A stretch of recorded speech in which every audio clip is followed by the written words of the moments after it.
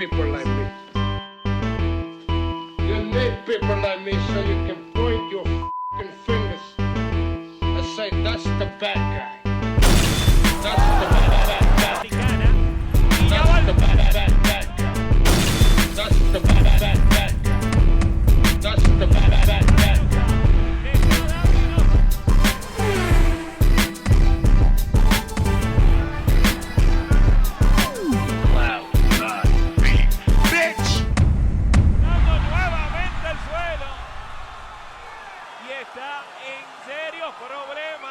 De la noche, Stephanie Piñeiro.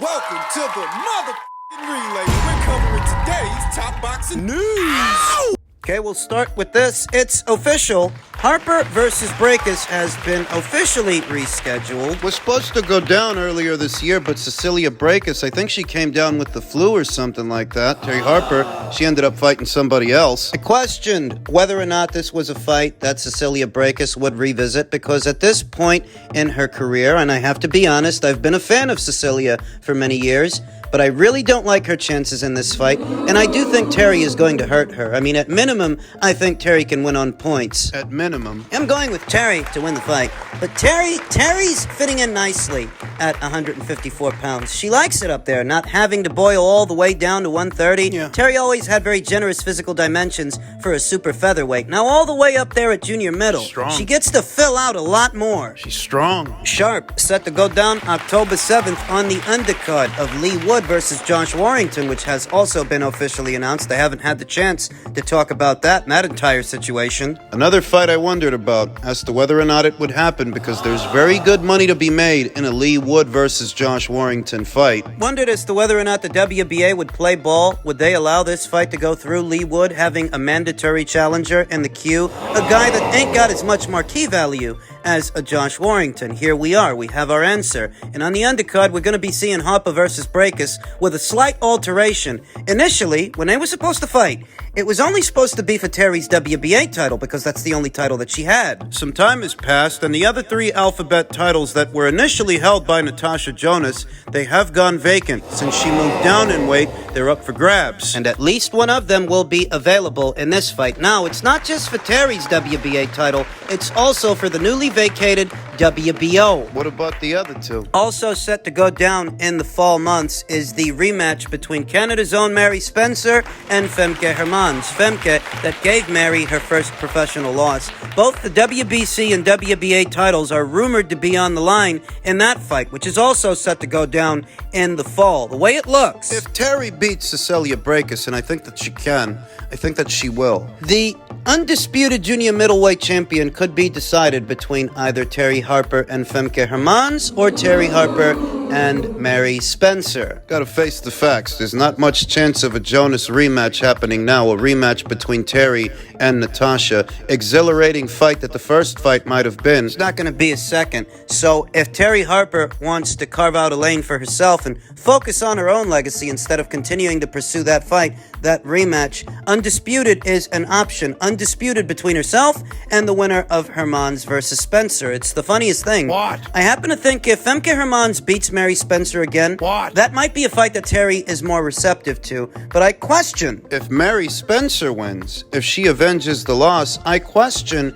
as to whether Terry Harper will be receptive to that fight. It's a different fight. It's a very different fight because both fighters are built differently. Femke Hermans and Mary Spencer. Femke, the more experienced fighter of the two, more experienced and a former champion, she's the shorter, stumpier fighter of the two. She's not quite as physically imposing, whereas Mary... That's why it's funny.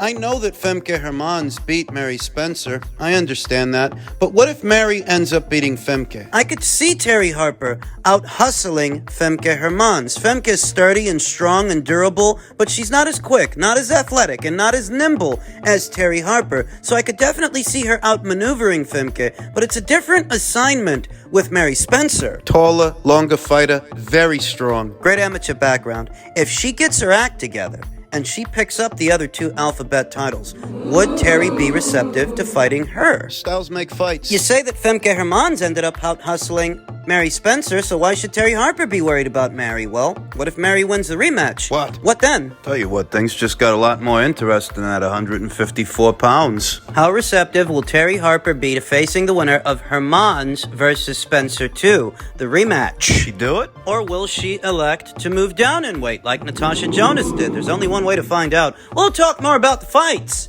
as the fight dates approach. In men's light heavyweight news, you might have heard that Artur Beterbiev's ring return that was supposed to go down this summer, it may get pushed back all the way out there till November at the earliest. Supposed to be facing Callum Smith as WBC mandatory challenger this summer. According to statements provided to Radio Canada from promoter Camilla Stefan of Eye of the Tiger Management, unified light heavyweight champion Artur Beterbiev may not be able to step back into the ring until at least November. Beterbiev was scheduled to make a mandatory defense against Callum Smith on August 19th in Quebec. Radio Canada reports that the fight was postponed after Artur suffered a serious jaw infection, the result of a root canal gone wrong. The injury required emergency surgery. Root canal gone wrong. Root canal, that's when they drill into the tooth and remove the nerve or the pulp or whatever it is. They basically saw the tooth down, file the tooth down, and then you have to have a crown put over what remains. So how could this have resulted in a jaw infection that sidelined the most devastating puncher at light heavyweight? Well, the thing is, when they drill into the tooth and they take out the nerve or the pulp or whatever it is, right, you know, they put a filling in. Right. Don't know if Artur Beterbiev had the crown put on for this root canal he's said to have had, or was he running around with fillings? Because if he was, they might have been hiding tooth decay, which would explain the infection. Well, all right, Dr. Scholes. I had an operation because of an infection in my jaw, and the doctors insisted on postponing the fight so that the jaw had time to heal. Thanks to everyone who has already bought tickets, the fight will definitely be on another day. God's plans are much better than our dreams, Beterbiev stated. Beterbiev had recently traveled to Russia. Once he got back to Montreal, he started to feel some discomfort, but not to the point where he didn't train. Wait, so this guy's recently traveled to Russia, but it's Dmitry Bivol the WBC want to give a hard time? Remember, they've got this hardline stance against Russian fighters to where they won't let a fighter of Russian descent fight for one of their titles. And Artur Beterbiev's of Russian descent, even if he is based out of Canada. He is a fighter of Russian descent, and he's recently been to Russia. WBC are a bunch of fucking morons. In any event, Artur even took part in a few sparring sessions under the supervision of his trainer, Mark Ramsey. In the weeks that followed, the pain escalated to the point where he had to see a specialist. Beterbiev had emergency surgery on Sunday morning. The operation went well, but recovery could be long, with several weeks required at the minimum. This was arguably the best fight at light heavyweight at this time. I mean, in the absence of the undisputed fight between Artur and Dmitry, the one the World Boxing Council is standing in the way of. This was the next best thing. An intriguing fight in its own right, an intriguing matchup between two very hard punchers. While November is the earlier return target, the fight could be delayed until January of next year if the recovery time is extended. Back in January, Beterbiev was down on the cards and went through some fire to score a stoppage win over mandatory challenger Anthony Yarde. Smith's last ring appearance took place in August of last year when he knocked out Matthew Bauderleek in 4 rounds. Looks like over a year's time will have passed by the time Callum sets foot in the ring to challenge Artur. That's not encouraging, though. Artur Beterbiev, an often injured fighter, injury prone, the only guy I can think of who's been sidelined more times due to injury than Artur would have to be Keith Thurman. Artur comes in at a close second. Every other fight, this guy's getting injured. Saving grace is that if everything works out, the fight will still happen this calendar year, November the earliest. You might be thinking to yourself, well, what about December? December is less than ideal to stage a fight because, you know, the holidays, Christmas. Families are focusing on buying gifts for each other and things like that. They're not really focused on fights, at least not in this part of the world. Now, the Japanese, they do have a long-standing tradition of staging a big fight on New Year's Eve. That's what they do in Japan. But this fight between Artur and Callum, it ain't in Japan now, is it? China, during that time of year, that's a romantic holiday. What the hell does that have to do with anything? Not a lot. But it looks like we're going to have to wait, and the light heavyweight division is suffering for it. A division that has really cooled off. I'm just hoping the fight happens this year and not early next year. The light heavyweight division sorely needs some action. I was looking forward to this fight. Wonder what Bivol doing.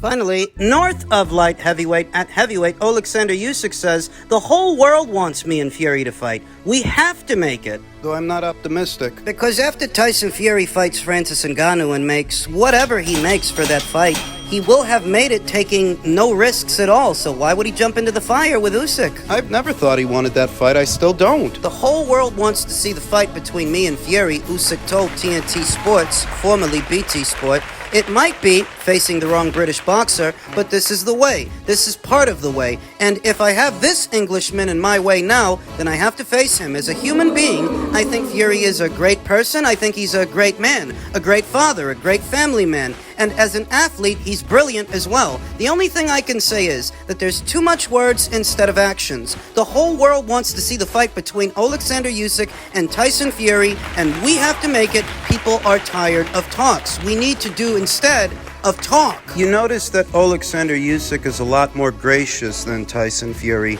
He doesn't harbor the rancor for Fury that Fury seems to harbor for him. Every time Fury mentions Usyk, he seems angry. Seems upset with Alexander Usyk. I've always interpreted this as Tyson Fury harboring ill will for Usyk because ever since Usyk came into it, he in many ways exposed Tyson Fury. It was all sunshine and rainbows for Fury until Usyk came into it, and that makes him angry. Usyk's fighting Daniel Dubois now. I treat him with respect, Usyk said. I don't underestimate him. I treat him like I used to treat all of my opponents in the past. When I get myself prepared for Anthony Joshua or for anyone else, I do some volume of my work and my training, and with Daniel Dubois, there is no exception. I do exactly the same work. I train as hard as I can, as it's possible to achieve my goal in the ring. If he takes care of business with Daniel later on this month, people will start asking about the Tyson Fury fight again. Tyson Fury, who is otherwise preoccupied with an MMA fighter. in a circus fight. While Frank Warren holds out hope that if Daniel Dubois catches Usyk, he won't know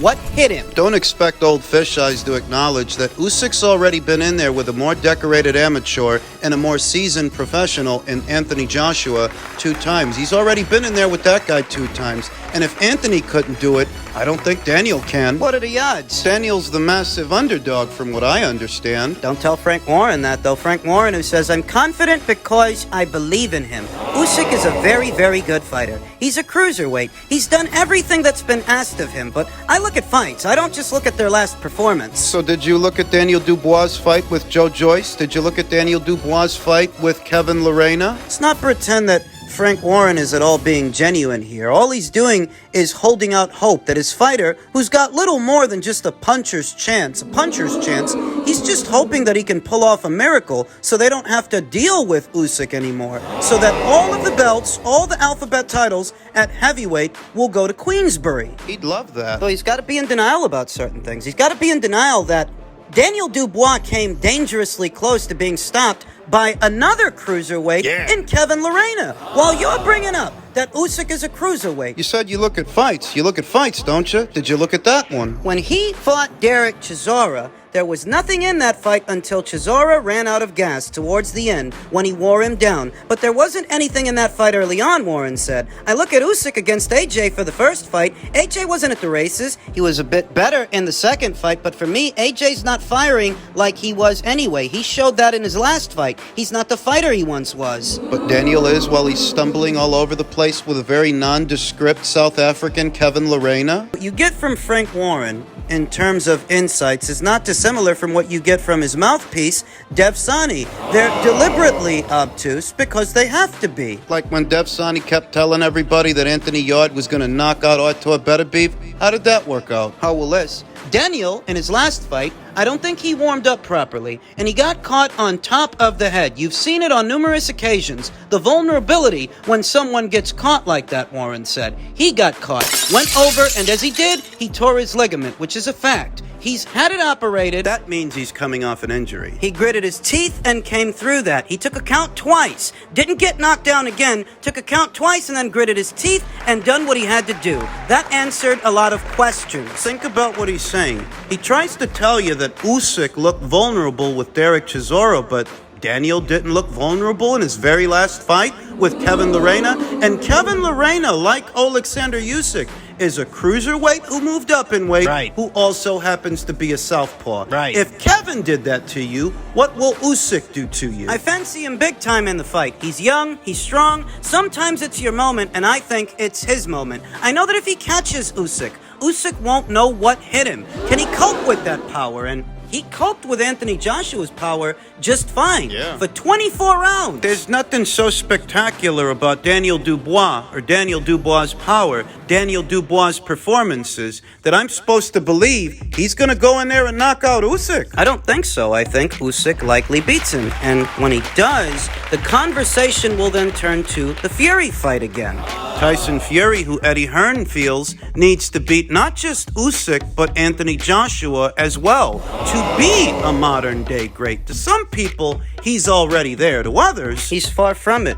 All you did was beat Vlad, skip out on the rematch, take a 2-year vacation, come back, spend the next 3 years fighting the same guy. forgive me if I don't think that's an all-time great resume. Fury views himself as one of the greatest heavyweights of all time, but Hearn believes that moniker only holds true if Fury defeats both Anthony Joshua and unified champion Alexander Usyk. Tyson Fury is not always as truthful as he appears on Instagram. Timing is something, television rights and partnerships are something, Instagram is something, ego is very much something. Hearn told Piers Morgan uncensored, "We have to be honest. Tyson Fury cares about one thing and one thing only, the money. Don't talk to me about legacy. Don't talk to me about undisputed. He's beaten Klitschko and Wilder. Those are his wins." Does that really put him up there with Joe Louis, that he beat those two guys? It seems like they're making it very easy for Tyson Fury. You beat Klitschko, you beat Wilder, you spend 3 years beating Wilder, 3 years on the same guy, and we're supposed to think of you as being up there with Joe Louis and Muhammad Ali? No way. He needs to beat Usyk and AJ, and then we can talk about him,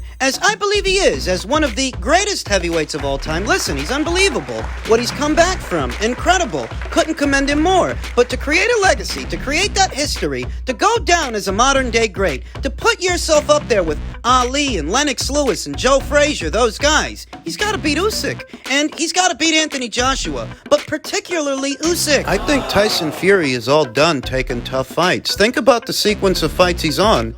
Derek Chisora in a pointless trilogy last year, and a boxing match with an MMA fighter this year. And that's going to be his only ring appearance this year. The circus fight with Francis Ngannou. Whatever money he makes from that, and whatever money he's making with this Netflix series that's about to ramp up. That's starting. I think it would be highly optimistic to assume, given the trajectory that he's on, what he's been doing, and what he's about to do, that he's all of a sudden going to return to the fire and fight the likes of Alexander Usyk. Now, maybe if Daniel Dubois can pull off a miracle in Poland, maybe then Fury would fight him, as he'd be widely favored to beat him. But with Usyk, it's dicier. Yeah. It's trickier. He knows that. If you want my opinion, and you're here, so I'll assume that you do, he don't want no parts of Usyk. No parts. None. That if he can find something else to do, he will. And we know that because he has.